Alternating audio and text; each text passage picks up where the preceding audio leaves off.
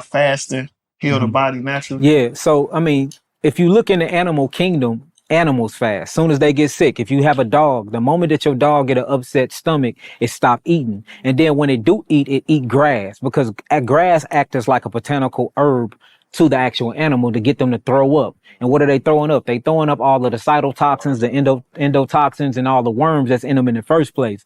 Fasting has been a healing mechanism since the beginning of time. That's your regular natural medicine. Because usually what make us sick in the first place is the things that we putting in our mouths. So when you fast, when you go through fast, there's a 16-hour period where things happen through your fast. So the first 4 to 6 hours, what happened is you become insulin sensitive because usually a lot of Black Americans are suffering from something called insulin resistance, meaning that you cannot take insulin to get glucose to go into the cell for your body can use that nutrients so you can have energy and vitality to live your everyday life. And this is what you really call diabetes mellitus. Well, what happened when you fast and you're not bringing in all that glucose, and glucose is nothing but sugar. You're not bringing in all of that fructose, which is nothing but sugar. They call them monosaccharides and polysaccharides when you're speaking of in a scientific term.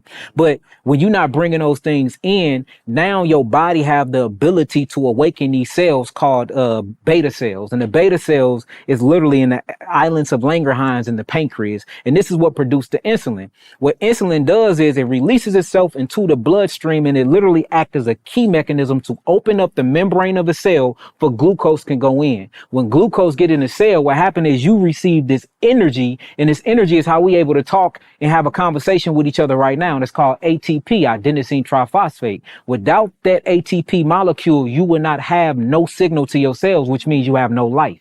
And that's what death is.